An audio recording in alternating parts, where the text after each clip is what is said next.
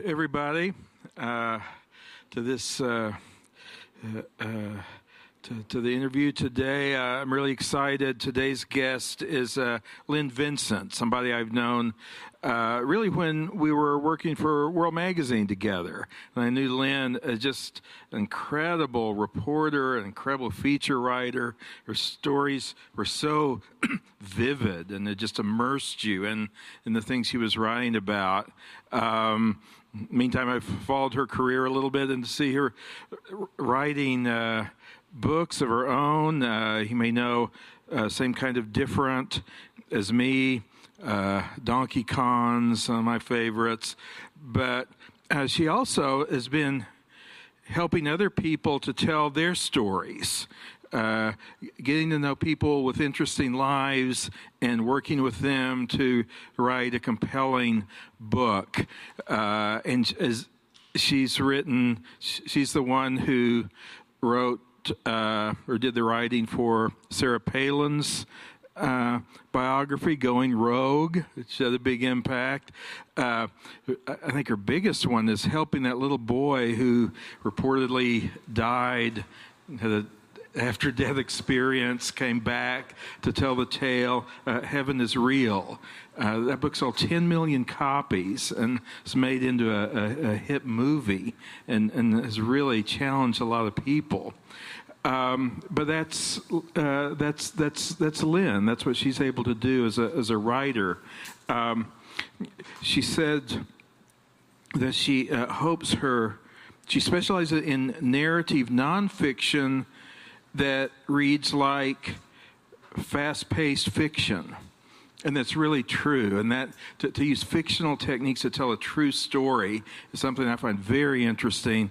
And when somebody's really good at it, that's a great book always. So please welcome Lynn Vincent. Well, thanks. I like to think that World has the best placement office in the world, because Dr. Veith was culture editor of World, Lynn was feature editor, and as part of our placement office activities, we place people as provost and as best-selling author. And so, actually, we have nothing at all to do with their success except just to point with pride and thankfulness. Lynn is 52, and I'm going to briefly take you back about half a century ago, because I understand that your mom was not the greatest mother in the world. No, she wasn't. I grew up in what I call a Child Protective Services quality childhood. And there were drugs, and there was, it seemed like I'm kind of coming to terms with this after all these years. I think my mom was just really trying to fit in the 70s. And she kind of gravitated to every fringe group that there was. So whether that was the Hells Angels, or whether it was the local drag queens, or whether it was even witchcraft. And so as she tried to find her way, she kind of left her kids behind. We kind of felt like we were luggage, just being carried around. And ultimately, when I was 14, she lost her job, and we wound up homeless, and that was in Hawaii. So if you have to be homeless, I guess that's a pretty good place to be homeless. But ultimately, we wound up living in a tent in a beach park on the north side of the island. And at some point, one of her boyfriends told her something that I don't know even what it was today, but she ran around and chased me on the beach, knocked me to the sand, and tried to choke me. And so I ran away, and I wound up in a home for runaways. And I remember that was the first time someone ever witnessed to me, and I didn't even know I was being witnessed to. But I remember this lady with beautiful red hair who was talking to me about God. And I've joked in the past that I did not feel my rights were being violated. I did not feel that my constitutional liberties were being encroached upon. And she was planting seeds, as Paul says. So that whole episode took me out of Hawaii and deposited me in Northeast Alabama. And that was quite a culture shock. And You were in desperate need when you ran in there and she told you first time you heard about Jesus. I mean, what do you think some of these things, lasting effects, locked in a closet, those types of things, as you've gone back and thought about it? Yeah. How do you overcome that? Well, I don't think you overcome it right away. I think I've overcome it as a process of living, and but the way God has used it is for me to be able to tell the story of a homeless man, or the story of an addict in the case of Michael English, the Christian contemporary artist whose book I helped write.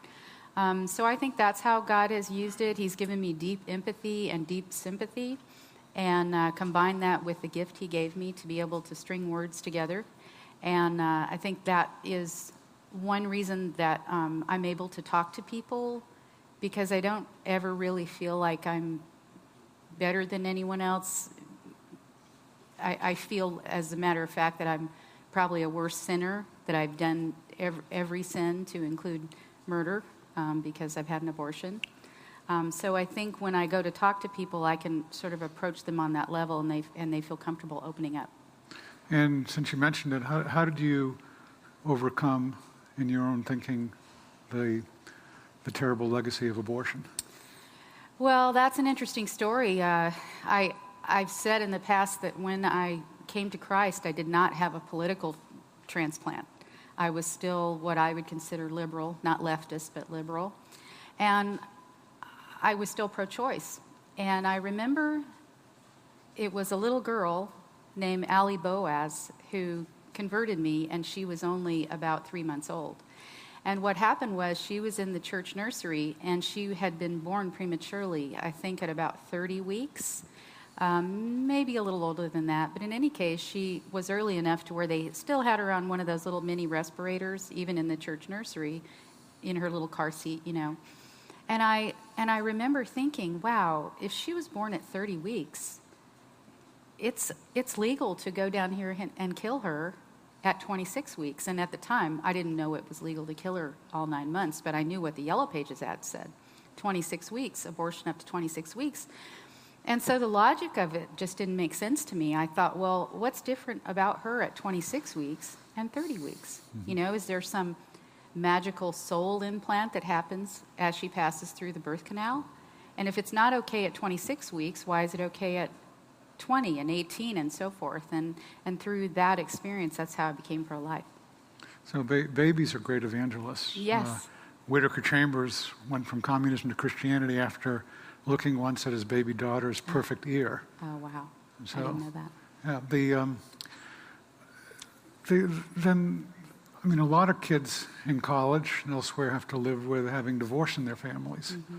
And of course, as I understand it, your parents separated when you were 3, and then there was a stepfather, but that didn't work out either. Mm-hmm. How do you overcome that fear that you have of marriage? I would not say that I had a fear of marriage, but I would say that I wasn't very good at it at first. Mm-hmm. But I think that what happens is that I put my trust in God's word. And once I decided to get married, then I decided that I was married. And no matter what happened, I was going to continue to be married. And so we worked at it, and we've been married 26 years. And with that guy right there. All right. There he is. And 2 children. 2 children, Christian. We named Christian before we became Christians. I always say that God knew we were coming, so that was his little joke. Why did you name him Christian? We just like the name. Okay. Christian Michael. All so right. Christian's 24. He works for Verizon, and he's going to school, working toward degrees in economics and math.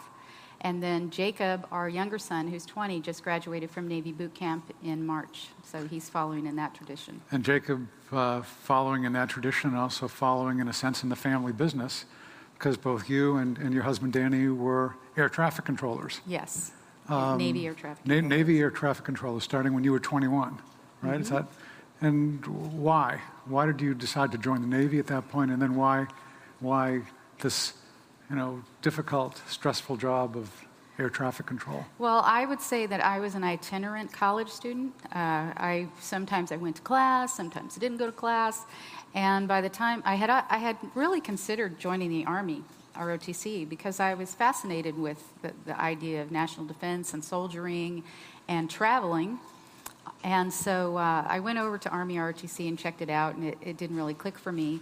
But then after 4 years of college and dropping a lot of 300 and 400 level classes because of poor attendance along the way, I would have had to go for a whole nother year. And I had a friend who was joining the Navy, and in my mature thinking of the time, I said, "Oh, good idea, I'll do that." And so that's what I did. And it's worked out really well. I think that the military instilled in me a discipline that I didn't have before I joined. And so 9 years as an air traffic controller. And what about that? And then next phase in your developing career with this thing called World Magazine. Yes, I started writing when I was in the 5th grade, and then in 7th, 8th grade, I wrote little romance novels in those little tiny spiral notebooks. Uh-huh. And then in high school, I did college newspaper, high school newspaper, high school literary magazine. In college, edited the paper and the literary magazine. And then, so fast forward through the Navy, I still wanted to write. I still felt called to write. So I started freelancing, and I was so desperate to write that I wrote for a college paper, and I didn't even go to college there. And so I kept on building my clips, so that I could get more and more name brand clips, if you will. And I was writing for Army, Navy, Air Force Times, and I found out that my editor there went to school with Bob Jones, who was the national editor for World at the time. So Cindy Floret, my editor at Army Times, knew that I wanted to do some more serious writing, and she was having lunch one day with Bob Jones, and Bob said, "World Magazine is looking for freelancers." Well, at the time, I didn't know that World Magazine never looks for freelancers. Right. And so it was just that one providential moment where God opened up that door for me to come to work for World. We don't look for freelancers, but we get lots of letters from people who want to write articles, and occasionally, if the person looks interesting, if the work looks good, we'll say, "Okay, why don't you try something?" And it almost never works out. Almost never. It is so rare. So what was the first article you wrote for World?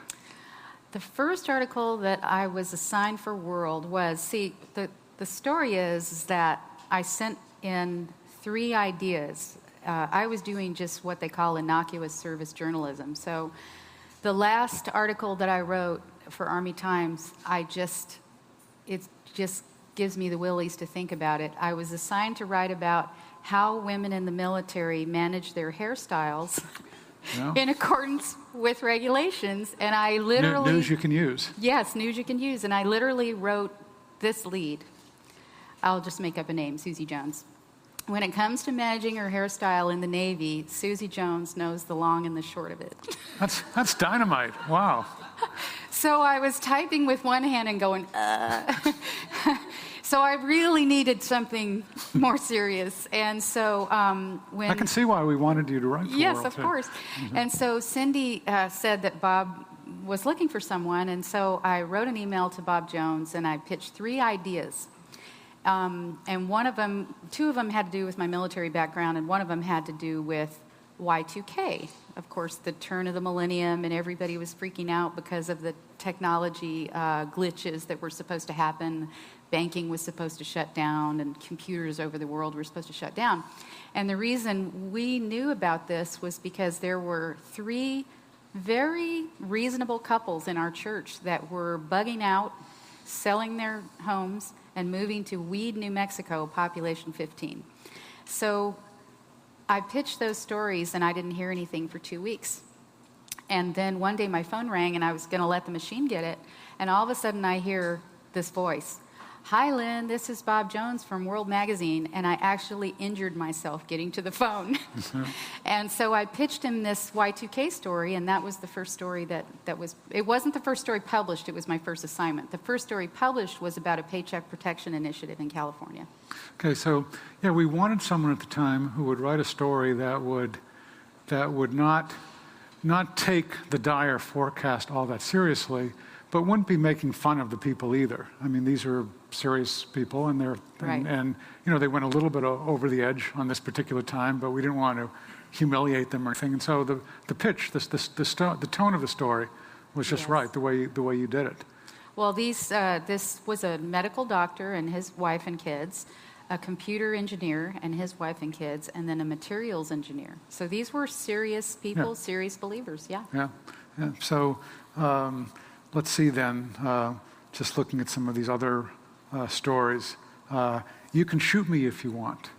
In 1999, along with the Columbine story. Yes. You did. Remember that? I mean, and you were actually able to by phone, make it seem as if you were there. You were great at just being able to evoke specific detail from people on the phone.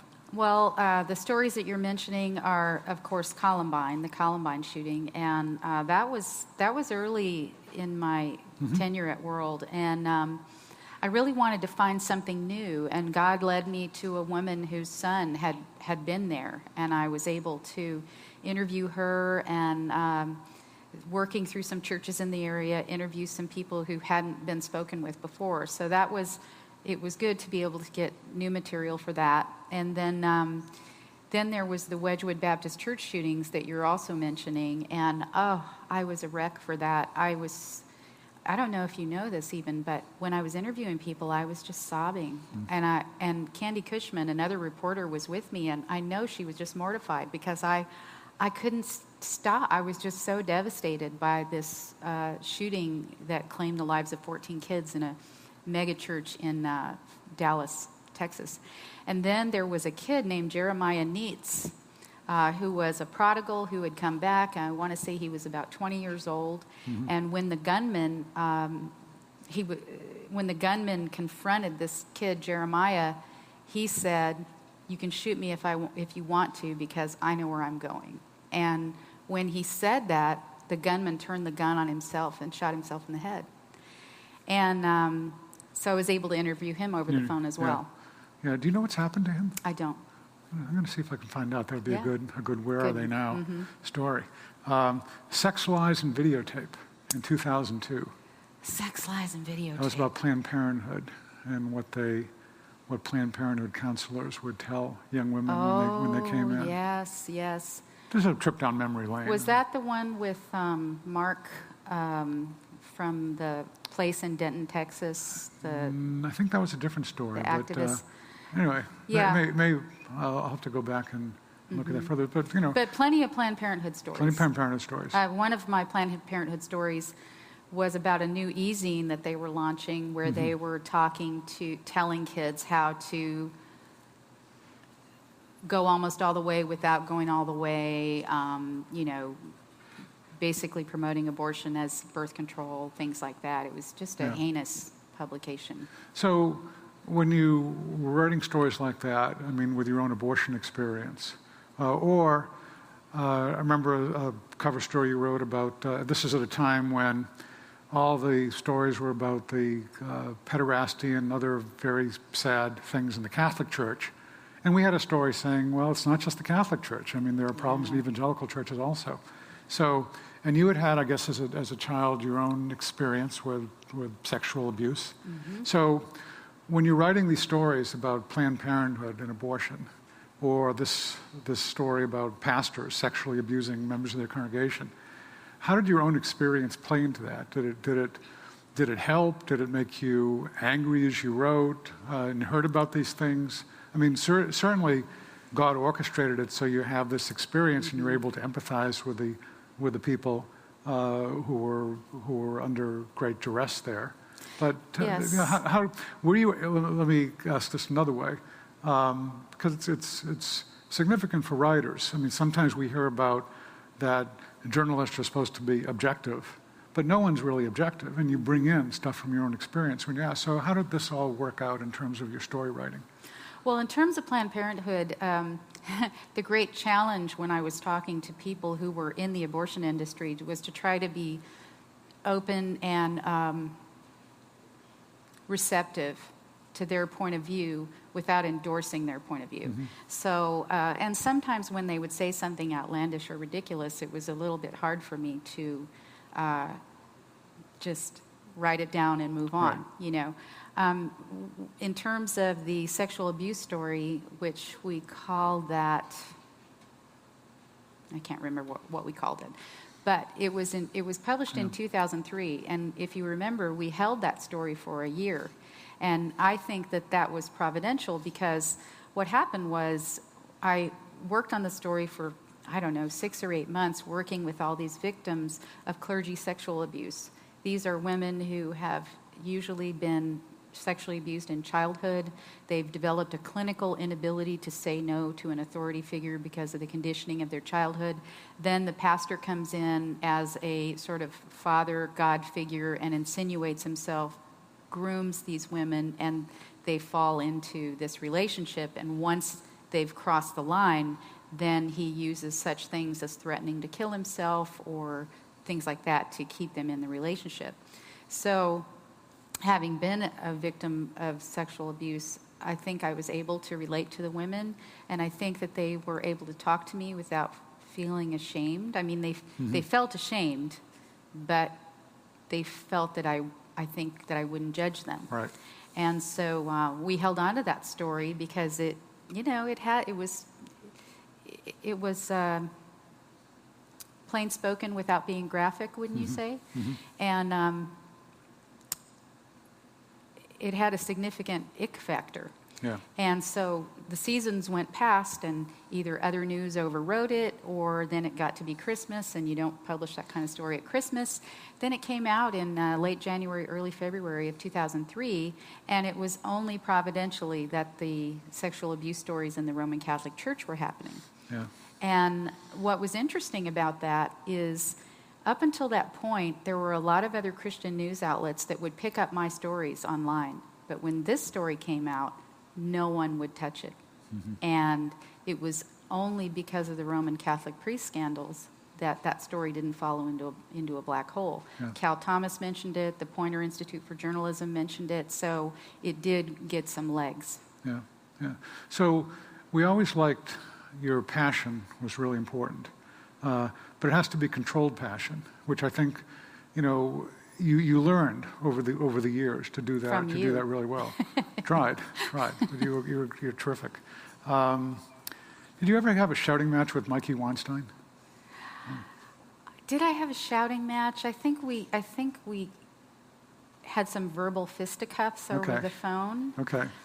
But can I say somebody's a nut without getting in trouble? You can say it. It's just your opinion. Now, he was here a few months ago, interviewed him and so forth, and I think you probably did better with him than I did. Yeah, I think I wish he was here right now. Also a memory, I was asking our editor, Mindy Bells, about her memories of your writing, and she was saying that you always wanted more words. We would try to make up a certain word total, and you'd say, oh, can I have another 500 or another 1,000? So I think we knew that at some point you were going to leave magazine feature writing and get into longer form books and so forth. So that was always Well, quick little tale. Tim Lamer is the managing editor, and it would be like I would play mom against dad. So Mindy is the editor, Tim is the managing editor. So if I needed more words, I would go to Mindy, and if I needed more time, I'd go to Tim. Okay. So, now we know. I worked it. So, anyway, okay, so 2008 you start writing books. Is that about? Actually, that was when the first ones came out. 2005 is when I started. Okay, with the analysis of the Democratic Party. Donkey I Kong? actually did that, and Donkey Kong's and Same Kind of Different as Me at the same time. Okay, so Same Kind of Different as Me became a huge bestseller. Why? I think it became a huge bestseller because it has Christian themes of redemption and salvation and racial reconciliation and the reconciliation of classes, wealthy and impoverished, but it doesn't preach. And the people in it are very, very real. And it's coming out as a film next year starring Greg Kinnear, Renee Zellweger, Jon Voight, and as Denver, the homeless black man, Jaimin Hunsu. Are you familiar with him? No. If you've seen Gladiator, he plays the okay. black gladiator. Right. Yeah. Okay. So now, is it exciting for you when the book you've worked on becomes a movie? It is exciting, but it's also a little bit. I try to just keep my excitement at a low ebb because, for example, with same kind of different as me, this is its 4th iteration of a film deal. Okay. And so I used to say that don't ever believe anything from Hollywood until the check is in the mail. But then I talked to a guy and he said, no, don't believe anything from Hollywood until the check clears the bank. Right. Because he had a friend who was a screenwriter who got paid $50,000 and sold his screenplay and he was ecstatic and then the check bounced. It bounced. So, let's see, Heaven is for Real, 7 million copies or something like that. 10. So 10, up to 10 now. And a movie version of that. Yes. And I guess there's some skepticism Sure. about that. How do you think about it at this point? This And by the way, for those, this is about a 4-year-old. a 4-year, yeah, he was 3 years and 10 months old. Okay. I completely believe his story. The interesting thing about the near-death experience, and he never died, he never clinically died. He was in that zone that even Dallas Willard acknowledged. I don't know if you've ever heard his story, but he has a similar story of being in that in-between phase in the veil and seeing his relatives waiting to greet him. But, it was the earthly things that he could verify that made me, as a nonfiction writer, believe him. That and his lack of guile. But also the family. The advance for that book was $50,000, and the Burpos gave it all away. And I didn't find out till later that they actually thought that they had to pay that back. They gave it away, and they thought they had to pay it back. And then another thing that I really appreciated about them is Todd Burpo. He's a small-town pastor, and as some of you who are writers in the room know, when you first launch a book in its first few weeks or couple of months, that's the time when you want all the media attention. Well, Dateline called and wanted Todd to come to New York and be on. And he would not do it because he had a pastoral counseling appointment with a little girl and he wasn't going to break it. The publisher, the agency, was apoplectic. What do you mean you're not going on Dateline? But he wouldn't do it. He had that kind of integrity, and that really made me feel good about where he was with this. A lot of people have accused the Burpo of being in it to make money. They gave away all the money that they thought they were going to make and thought they were even going to have to pay that back. And then when the opportunity came along to, blow it up big, they didn't take it. Okay. Sarah Palin's autobiography by a ghostwriter and so forth. Yeah. I'm going to ask you a question. I think I know how you answer it, but I might as well ask you. Tell us the inside stuff about Sarah Palin. Well, Marvin, I'm not able to do that because I signed a non-disclosure agreement. Okay, moving right along then. The Blood of Lambs. Yes. Tell us about that book. Explain what that was. The Blood of Lambs is a story by Kamal Salim, who was a former Muslim terrorist who became a Christian. And he was recruited by Fatah, which was the early iteration of the PLO, Palestinian Liberation Organization. And he actually fought in their child, they would raise up children and train them, to be fighters. And they're still doing that. And there's so much skepticism about Kamal's story, but they're still doing it. And he came in the late 70s to engage in what they call civilizational jihad, where he came and he was an evangelist for radical Islam. So, interesting. Unsinkable. Unsinkable. Abby Sunderland, the 15-year-old girl who sailed around the world and her boat was rolled by a rogue wave in the Indian Ocean. Love that family. Love her.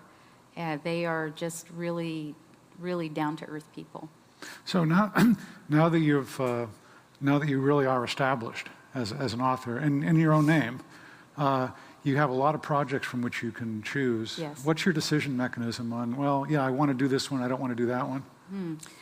Wow, that's a good question. I have to be passionate about the story, and I also have to know that the story can carry, a narrative anywhere from 75,000, or in the case of the book that I just finished, 135,000 words, because that's not always true. A lot of times people will come to you with a story, but it's one brief window in their life, and there isn't, enough narrative reversals, we call them, to carry a full-length book. I've been really fortunate, though, that God has just brought the stories to me that seem to be the ones to do and that evoke that passion that I need. And then I have a literary agent who basically is the bad guy for the rest of them. Okay. Tell us about the book you've just finished, which comes out in November, and it has an Afghan locale. Yes, that is called Dog Company, and the subtitle is A True Story of Battlefield Courage, Enemy Spies, and Soldiers on Trial. So the way I explain it is, Dog Company is like Band of Brothers meets A Few Good Men. It's a combination of battlefield action and military courtroom drama.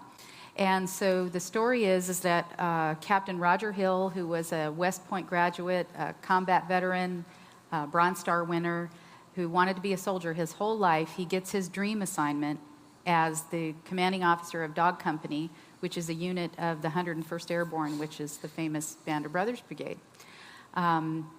He takes command of Dog Company, and Dog Company has just returned from Ramadi, fighting in 2006, which was one of the bloodiest battles of the terror war. And they are brilliant in combat, but not so good at inspections, marching, all that kind of stuff. And so they're kind of like the redheaded stepchildren of the battalion. They're the fat boys, the problem children.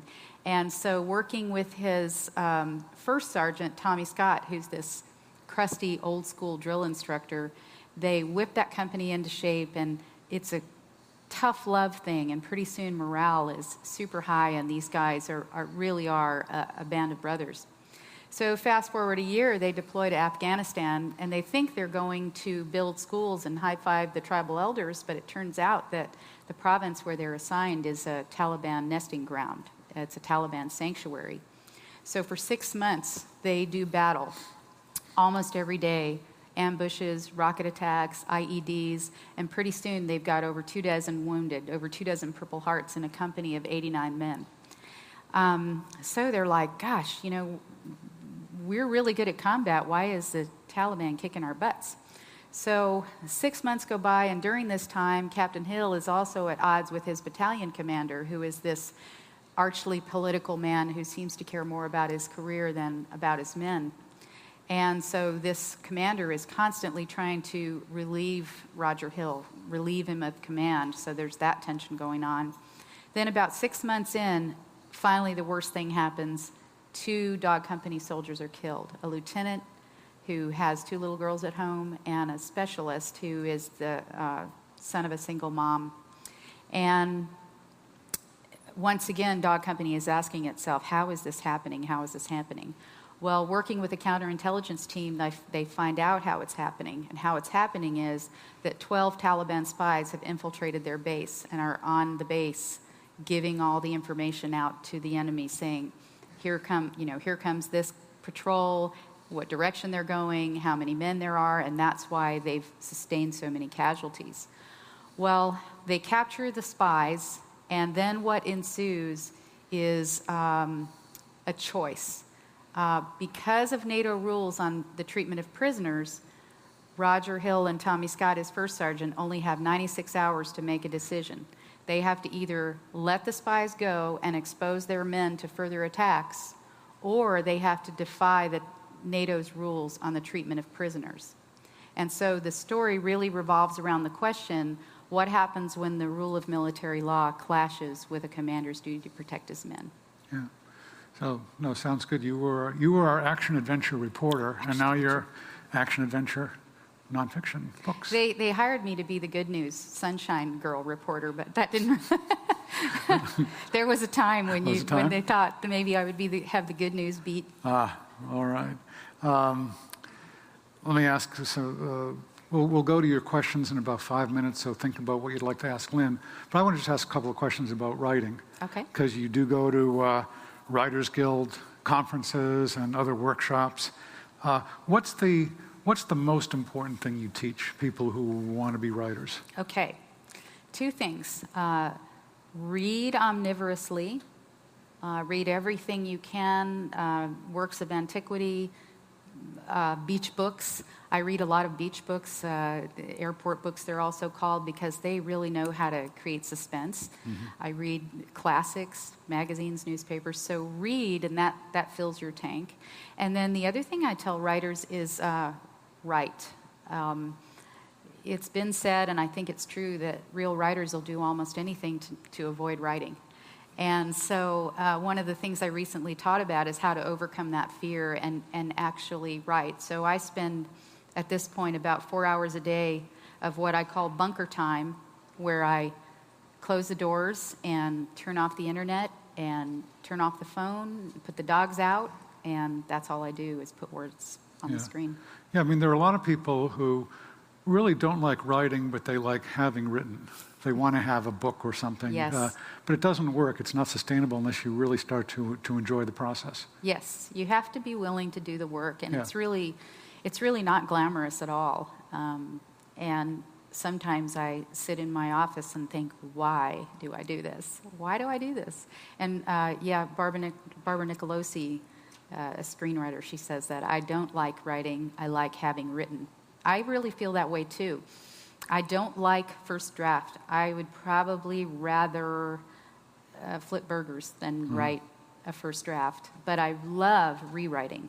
That's when the fun begins. And so on this last book, I really realized that I was doing myself a disservice by dragging out this first draft process. And so finally I figured out a method, and I got it done in 90 days. And then that way I could spend the time doing what I really like. Yeah, and word processing is enormously helpful in that way. In the old days, when people had to be writing in pen and ink and so forth, and the revising process was much more difficult. Yes. But I think lots of people have said that 90% of writing is rewriting, and that certainly is true now. Yes. I don't know if it always was. I think 90% of writing is rewriting, but the hardest 10% is the first draft. That's first draft. You mentioned somewhere as you're teaching about the sacred ICPID. Explain what that is. It could be an idol, but it's not. The sacred ICPID. Yes. ICPID is my acronym that I coined for the reader feedback. I couldn't put it down.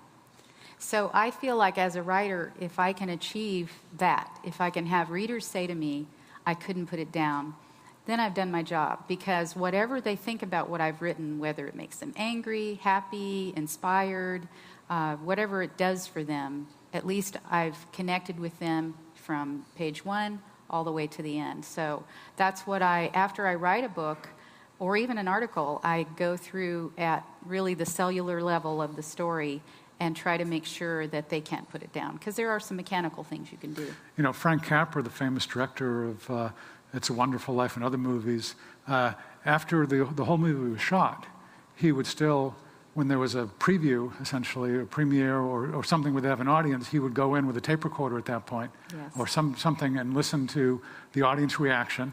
If there was a huge amount of laughter, so the next line was missed, he would add some space in there. If something was really fell dead, he might remove it. So yes, even in the movie, there was that rewriting process after it was close to done. So yes, and I think I drive my editors a little bit crazy because even in the copy edit, which is pretty much the last phase when everything's supposed to be done and you're just correcting the spelling, I'm still rewriting. I'm still trying to get to that sacred ICPID. Yeah, so it's never done until it's finally done. Don't count your check until it's cashed. Don't count it, and so forth. One other thing here, your formula, maybe you can explain this. B plus CIP. Okay, this is my anti-procrastination formula. Anybody in here procrastinate? Maybe when you're writing a paper? Okay, so I'm a terrible procrastinator. Not so much anymore, because I found another secret, but okay, so this is my anti-procrastination algebraic formula, and if you want to write this down, it would be helpful. So it's B plus C in parentheses minus I plus P in parentheses. Oh, okay. Gotcha. And then you put that whole thing in brackets, and then the little variable n, okay? So I'll decode that for you. B is for but. C is a but with two T's. a but with two T's. Yes. C is for chair. So but plus chair minus, what do you think the I and the P are for? Internet and phone. And then so you button your chair minus internet and the phone, then you multiply that whole thing, and here's where the anti-procrastination comes in. The variable n is for how many words can I write without breaking a sweat. So for me, my number is 300 words. Without breaking a sweat or without throwing up? Without having little dots of blood break out on my forehead. Okay. 300 words I can write without even thinking about it. I can do it during a commercial break. Okay. So if I can't make myself sit down and get going and buckle down, I use that to just say, okay, if I can just write 300 words, I'm going to get started. Now, if you wrote 300 words for 5 days, that's 1,500 words. That's a feature-length article. And if you did that for 10 days, that's the length of a book chapter. So if you can just stack those, knock those dominoes over a little bit at a time, it helps with procrastination. Okay. Now that you have the magic formula, questions for any of y'all? I must have answered them all. Yes, so. While people are still, well, go ahead, and then, Ed, there's it. So many of your books, you're getting stories out of people who've gone through remarkable experiences, whether on the battlefield or other places. So how do you do that? Do they just tell about what happened? But I assume you have to kind of probe them and get more and more details, what it was really like. I'm especially curious about how you worked with that 3-year-old child to tell his experiences about heaven, no less. How do you do that? Well, it's a really long and detailed process. So it involves getting the narrative story, what happened, where was it, who was there. And then after I get that, I have to go back and get the sensory details. What kind of a day was it? What were you wearing? What did you have? And I think that those sensory details are what brings a story alive. And so some people don't really like that process. And the other piece is emotions. Some people don't like to talk about their emotions. So General Jerry Boykin, for example, he was a special operations officer, one of the founding officers in Delta Force. He spent his whole life keeping everything that he did a secret. So now he comes along and we're going to write a book. So let's say it was the Iran hostage rescue. And I would say, so Jerry, what happened? And so he would tell me. And then I would say, well, how did you feel about that? And he'd say, well, I just told you. And I'd say, no, you told me what happened. You didn't tell me how you felt. So he would, at first, actually get angry with me. And he would call our agent and say, Lynn's picking on me.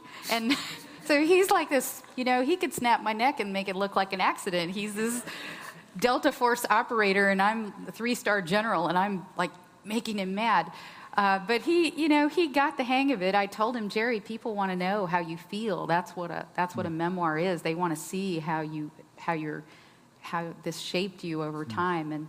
And so recently there was a story written where he said that working with me was like having 2 wives, 2 mothers, and 2 first sergeants.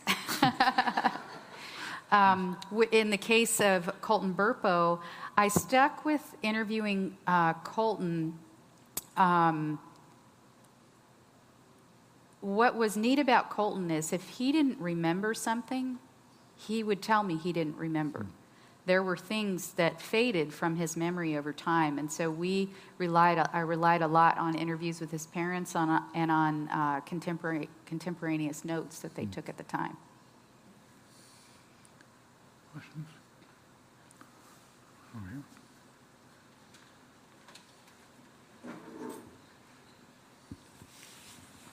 All right, so I'm sure this changes story to story, but specifically in journalism, when you're covering something that is highly emotionally involved, say like the Columbine shootings, what's your gauge for allowing yourself to engage in that? And how do you find a balance between really being there in the story and sharing it, but not going too far with your emotions?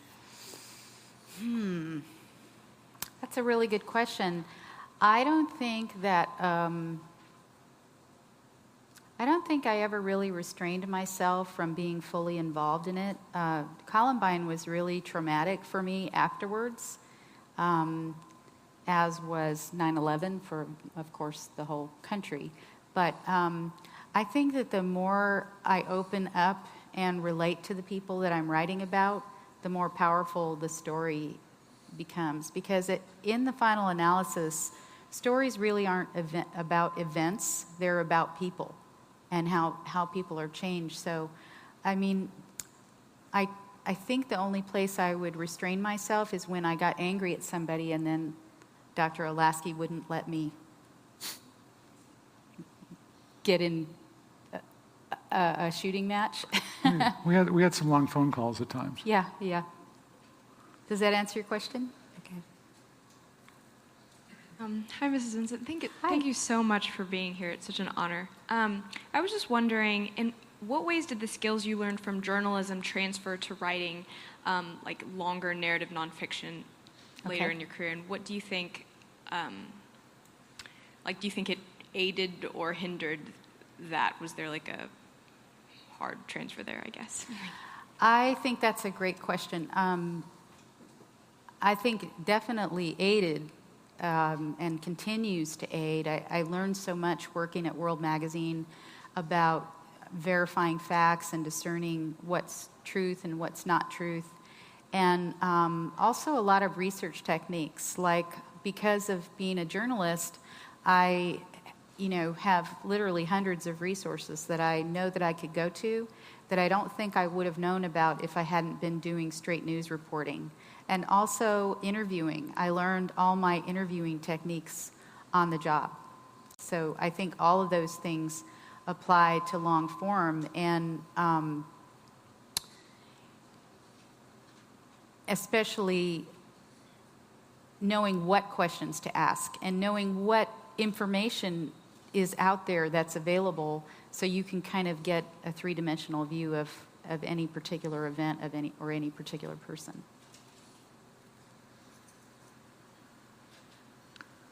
You've talked about the importance of powerful emotional experiences, and I know you've turned that into an acronym also and actually used it in a sentence at times. Perhaps you could offer that too. I actually borrowed that from my friend who's a novelist. His name is Randy Ingermanson, and he says that the reason that we read long form, whether it's nonfiction or fiction, apart from, say, advice books, self-help books, is that we are looking for a powerful emotional experience. So if you make an acronym out of that. And use it in a sentence. Me use it? Please. I like to make readers pee. I don't. There it is. You've said it. So, other questions? I can't.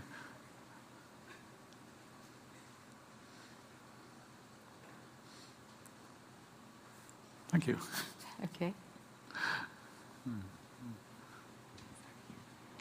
So when you're sitting down to construct your story, you just mentioned at lunch about how when you sat down to first start writing, you had this whole huge mass of information that you had to actually construct a story out of. Do you ever worry that when you pull a narrative out of someone's experience and you create an introduction and you have a rising action and then you have a climax and then you have an ending, do you ever worry that that's kind of artificial in some way? I don't. And the reason I don't is because I don't undertake a project that has that artificial that I would have to construct an artificial story arc.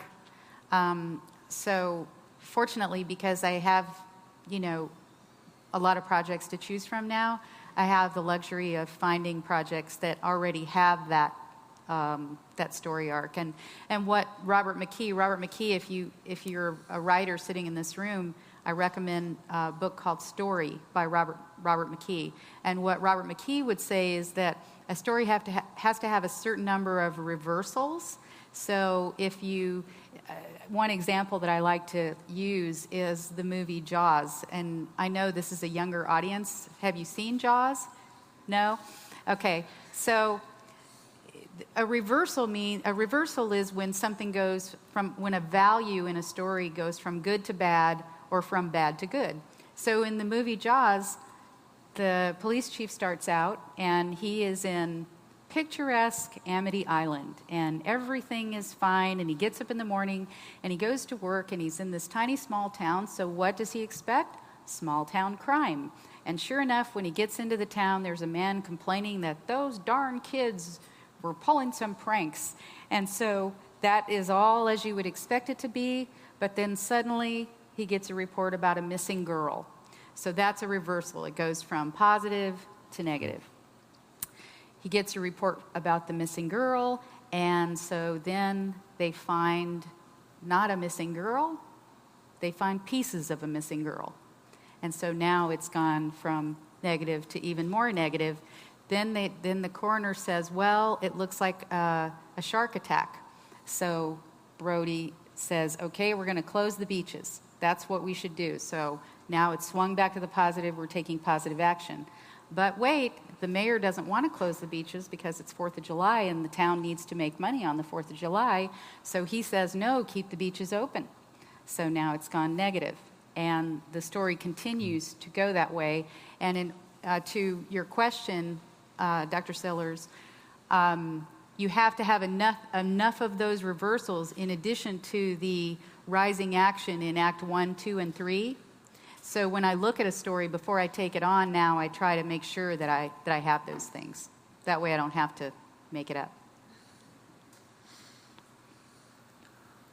When you get attacked in the press, as you did at times, particularly with the Sarah Palin work and so forth, how tough is your Navy skin? Well, my Navy skin was made tougher by a man named Marvin Olasky. I used to be very passionate when I would get attacked, and I'd be ready to go to guns, but Marvin taught me that, Dr. Olasky taught me that the discretion is the better part of valor. And so I learned that the best way to address this is usually not to address it at all. And so just only one time during the Sarah Palin brouhaha did I engage. And that was after many attacks. Oh gosh, his name is going to go out of my head. He was with the Daily Beast, his Blumenthal.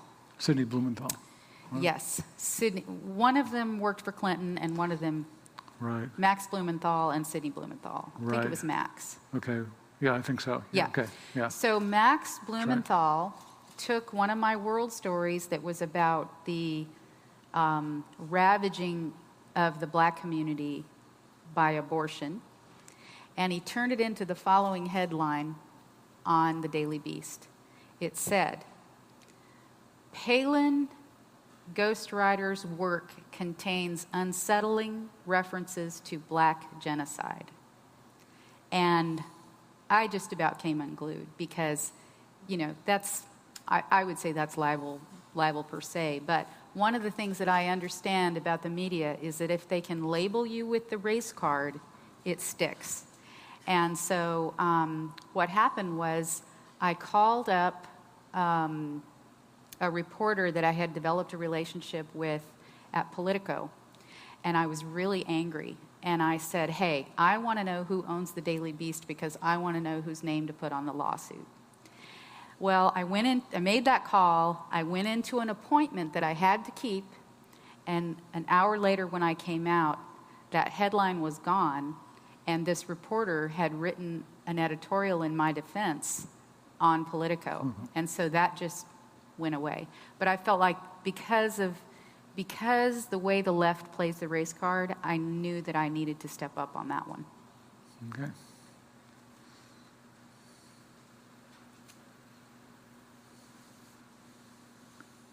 Well, you mentioned Jaws, mm-hmm. and there's that famous monologue by the crusty old captain about the Indianapolis, mm-hmm. And that's going to be the title of your next book, the book you're starting to work on. Yes. So maybe you can tell people a little bit about that and what attracted you to that topic. Well, the next book is simply called Indianapolis, but you have to picture the letters on the cover in big steel letters, sort of, rising up. Indianapolis was the Fifth Fleet flagship at the end of the Pacific War in World War II in 1945.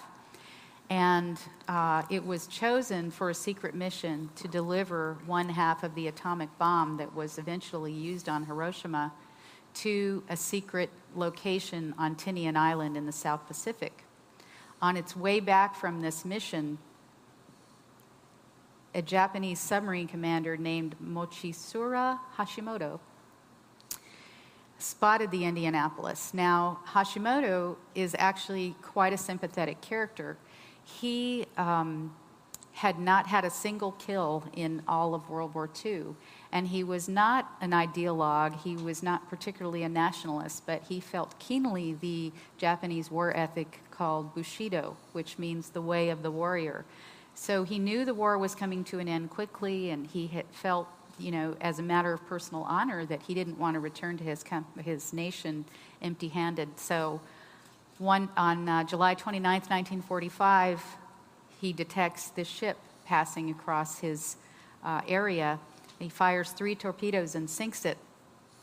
But because of a series of communication errors and because the Navy never passed information that it had that enemy submarines were operating in the area, when the Indianapolis sank, 1,200 men went into the water.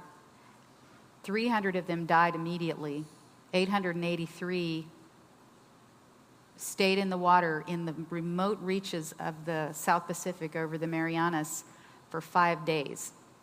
And the story of their ordeal is one of thirst and starvation, shark attacks, and eventually insanity. They eventually started attacking each other. After 5 days, they were rescued. The captain was court-martialed. Out of hundreds of ships sunk in World War II, he was the only captain that was ever court-martialed. And what made it particularly controversial was that the Navy brought Hashimoto over to testify against him. And this set up a huge outrage in the press and in Congress. As a matter of fact, I was just at the Library of Congress. No, I was at the National Archives. And they have folders of these letters that were written in by citizens, just outraged that they would bring an enemy. I mean, the war had only been over for 4 months. And, Japanese were considered very other, very alien, very murderous. And there were all these letters to the president and letters to the Secretary of the Navy, outraged over this prosecution. And so the story of the Indianapolis involves everyone from FDR and Truman to famous admirals like Nimitz and Spruance, to the atomic bomb. And then the way we're going to frame it is the 60-year fight to exonerate the captain of this court-martial. And that brings it into the present day because he actually wasn't exonerated after almost 60 years. He was exonerated in 2001. And what's your timeline on that? And or to make it more general, typically once you really get into a book until you complete it, how much time usually goes by? Well, it really varies per book. The Palin book was done in 4 months, which was excruciating. I think it's going to be about a year to 18 months to get it written. Okay. And then after that, there'll be another 9 to 12 months before it's ready for publication. But here's a couple of really exciting things. In 2016, the National Geographic Channel is mounting an expedition to go and search for and recover the Indianapolis. Okay. So I'd like to kind of meet up with that timeline, and then of course the film project. Okay. Well, we're just about out of time. At World, we try to have truth in advertising.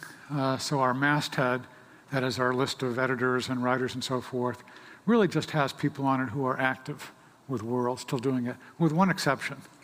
Lynn is still there as senior writer. We don't want to take her off. We're still hoping someday, maybe squeezing it in perhaps between... I did one article last year. That's right. That's Yes. right. So that's okay. There's justification. But even if you hadn't done that article, we'd still keep you on it. No, I So anyway, appreciate it. thank you very much for coming. Please join me in thanking Lynn. Thank you. Yeah.